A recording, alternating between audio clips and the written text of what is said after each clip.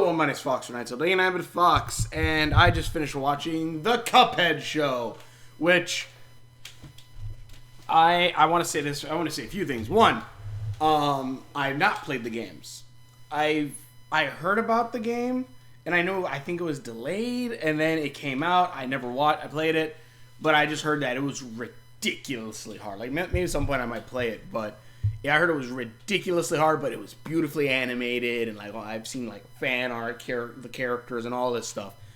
It looks cool, and I was like, all right, fine. And then I heard the show coming out. I'm like, all right, fine. And yeah, I love the show. I love the show. Like I know like some of the bosses and stuff like that. Like the three-headed dragon was one of the bosses. The dice guy was a boss. The devil is a main part of the story. At least I don't know. I'm gonna guess at some point he is a boss as well. I love this show. Like I legitimately do. I'm someone who's born in 1994 and has a memory that probably starts at 1994. Like kind of, maybe 95, whatever. Like 95, 96. Like I can remember a shit ton. So I grew up somewhat 90s, somewhat 2000s, as well as a ton of Looney Tunes cartoons and classic Disney. Mostly classic Looney Tunes, though. So, like, I've seen, like, the old classics and stuff like that. I love those ones. And, like, even watching stuff like that, like, recently, there's, like, the Looney Tunes show, which I didn't like in the beginning. Maybe if I rewatch it now with a different perspective, I might like that show more. Because like that was like modern. It really wasn't like the classic Looney Tunes. Then you have the new Looney Tunes show that kind of just came out, which I watched some of it. I didn't watch all of it. It's okay. It's okay from what I saw. Like I was like, oh yeah, that's cool. It's kind of like the old Looney Tunes, but updated and stuff like that. Watching this, I realized I want a Looney Tunes show or something like that where it's not updated, where it still feels like it's from like the 1950s or stuff like that, because that's what this show is. This show is like Looney Tunes. It's like a mix of Looney Tunes, Disney, and all that stuff just merged together and kept in the 1950s, where these cartoons were like rubber hose cartoons were like at their peak. And I love that. Apparently some people got mad because like, oh, well, this show doesn't delve into the dark backstory. Some shit like that. And first off, one, like, because I've also seen like some people talking about that. They're like, oh, it just deep in that. Like, it's all because of Adventure Time. Like, Adventure Time. I'm like, Adventure Time didn't really get deep until like way later in the series. And mind you, the reason why I did jump into Adventure Time was when I found out, like, oh yeah, it's a post-apocalyptic story. I'm like, what? The dog, the kid and the stretchy dog, the bunny kid and the stretchy dog, that's a post-apoc. I gotta watch this. And you know what? I'm happy I did, because obviously that got me into Steven Universe, and from there, like, Star Versus, eventually leading up to like the Owl House, Kipo, everything, like getting back into cartoons. Adventure Time is what got me back into cartoons. That being said, this I love those animated cartoons, and I do hope there is kind of like there is a story, there is like a background story to this, but very much this is like a very episodic show. This show is very episodic. It's cool though. Like it is badass. And I mean that in a sense of watching this, I did feel like I was watching those old cartoons. It didn't feel like watching it like, oh yeah, this is a modern cartoon. And again, nothing against like modern technology, but it adds that cartoon feeling when you have like those old, when they don't watch TV, but they listen to those old timey radios, or you see Cuphead and Jugman. I was gonna say Cuphead and Jugman, like Mugman, Cuphead and Mugman, like playing marbles, or like outside just like being told to go paint the fence and shit. Like watching some of that, I was just like, I love that. I love that a lot. That was kind of cool. Like watching that stuff happen, and even like again like seeing some of the references to other cartoons. Like hold on, because I have a list. Like let's see, the Ghostbusters Electric Man. Like this is just in the Ghost episode. There's the Ghostbusters Electric Man, that like in the chair. I think it's either the first movie or the second one where the guy was in the electric chair. I think it's the second movie. The guy's in the electric chair. Zombie director from Courage the Cowardly Dog. One of the Horn King's minions, or it might have been from Bald Mountain. I think it's probably from Bald Mountain actually. Yogurt from Spaceballs. The Hitchhiking Ghost. 'Cause that's kind of what the three main ghosts that were in that were. The Librarian Ghost was like the second ghost there. Spooky Skeletons Dance at one point. You have one point where the devil, you don't see it doesn't seem to follow the idea of like Mugman,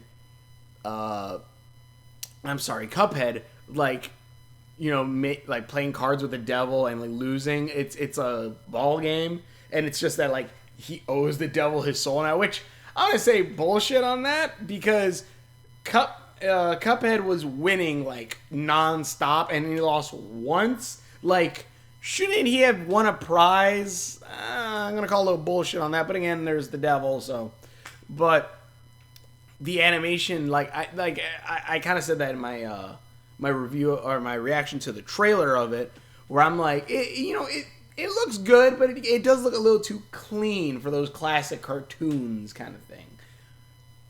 They actually, maybe I missed it in the trailer, or maybe they just added it. Maybe they added it for the main thing, but it looks really like what up to the title cards to seeing like kind of like the little like specks that kind of come up on like those old cartoons, like that grain. It has that grain look and it melds it so well. It looks like an old cartoon, and I like that. Even down to like again like the animation and stuff like that, where you see like the devil floating, like I said, but also like certain things like you could definitely tell like the inspirations for different characters. Where obviously Cuphead is inspired by like Mickey Mouse, though he also kind of gives me a Sonic the Hedgehog vibe with his eyes. I don't know if Mugman is technically kind of inspired by Oswald the Lucky Rabbit, but I do like the red and blue shorts, and it's probably the closest we're going to get to an Oswald and Mickey Mouse cartoon anytime soon, apparently. Disney's had him since, what, 2013? No, before that, like 2008? 2000-something, 7? Around there. 2009 maybe, since Epic Mickey. Like, they've had Oswald for so long and he's only made like mini cameos. Come on, do something with my favorite rabbit. Come on, one of my favorite rabbits. Come on. Let me think. Oswald. But yeah, like you see the inspiration of them, like, you know, Mickey Mouse kind of things. Maybe Sonic. Cuphead gives me very much Sonic vibes. But you know, Mickey Mouse, like, you know, they're kind of Mickey Mouse designed. The devil gives me very much Tom and Jerry vibes. Like, he very much gives me like the idea of Tom. And then like there's also other things, like again like the ghosts were like all ghosts from all very different like shows or cartoons, stuff like classic cartoons, stuff like, you know, a variation of it. You have the baby bottle where he's like Sweet Pea from Popeye, and you have Miss Chalice, who's kind of like a mix of Minnie Mouse but very much like Betty Boo.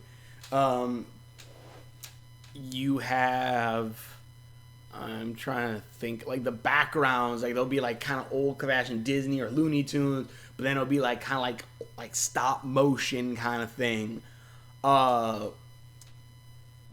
There's like so many like cool like references, or like kind of like just the animation of those characters and all that stuff alone.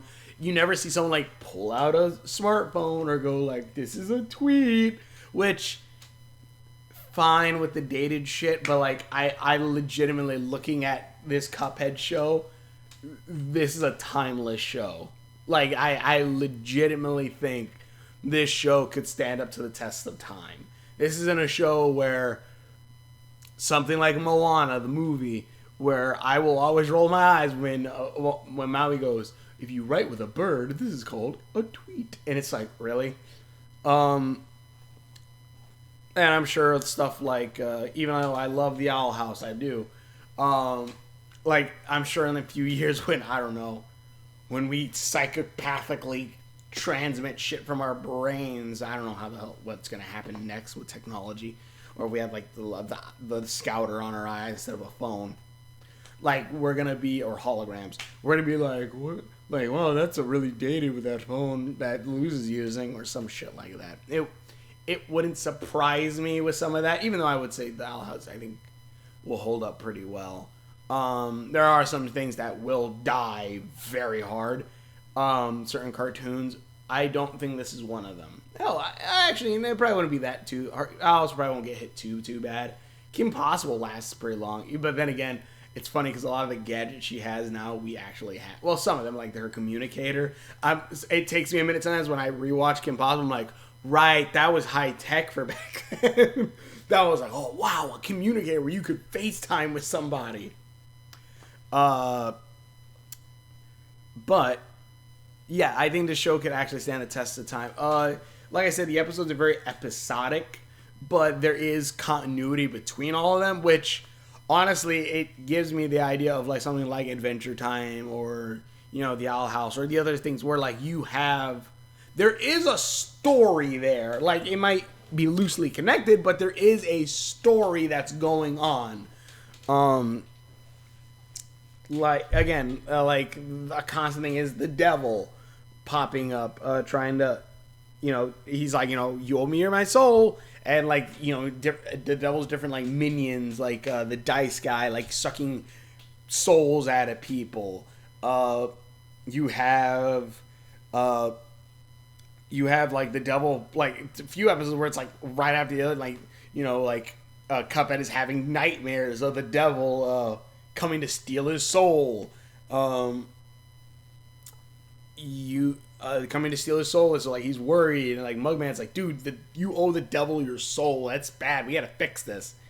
There's some really good things, like a point where like Cuphead has to wear an invisible sweater to keep the devil off of him, but the invisible sweater, and I'm like, all right, that's funny. Give him an invisible sweater. That way you don't have to animate him any differently or animate him with a sweater on. I mean, that's kind of funny. I'm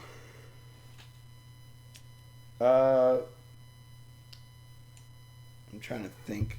Miss Chalice I loved. I was honestly waiting to see when Miss Chalice was supposed to pop up. The devil at one point where he paints a fence so he could get Cuphead to take off the sweater. He like literally does the Sorcerer's Apprentice, but I think to the Sugar Plum Fairies thing. But he does like the Sorcerer's Apprentice kind of like making the paintbrushes paint and everything. I'm like, that's kind of funny. And it's also really funny too when when he goes to Cuphead and Mugman, he goes, I painted the fence. He's like, how should we know? And he goes, well, I don't go look. Like, I'm like, yeah. I love how they talk. I love the voice acting in this. Well, whether it be Mugman, Cuphead, Mugman, or Miss Child talking in that 1950s, like very fast talk, look like, hey there, boys, how you doing there? Like stuff like that. I love that. Yeah, I like this. This is just a good show. This is a really good and fun show. If you want something that's like those classic cartoons, I definitely highly recommend this. I have to finish watching the Looney Tunes one, but the Looney Tunes one never, at least for me, never felt like it captured that much. Also, it made me realize I really love like shows that take place on isles, whether it be the Owl House with the boiling isles or this with the Inkwell Isles. Yeah, it's freaking cool. I like all this. Hopefully season 2 comes out more because it ends kind of on a cliffhanger that I'm like, I wonder if that's a part of the games. If that like that ending thing, if that's a part of the games or not. Like, I'm kind of wondering because I saw that ending. I'm like, in the games does that happen or something like that happen? I'm like, yeah. So I'm excited. But tell me what you think comments below. Thanks for watching. This is pretty cool. I like this. Tell me what you guys think. And I doubt this show is like a prequel to the games. I don't know. But yeah, Elder Kettle is also really funny too. And then like there's a ton of fun, good jokes in this. I actually really think it is so. But thanks for watching. Check out the videos. The characters are actually really cool. And we will see you later. Yeah, it's freaking great.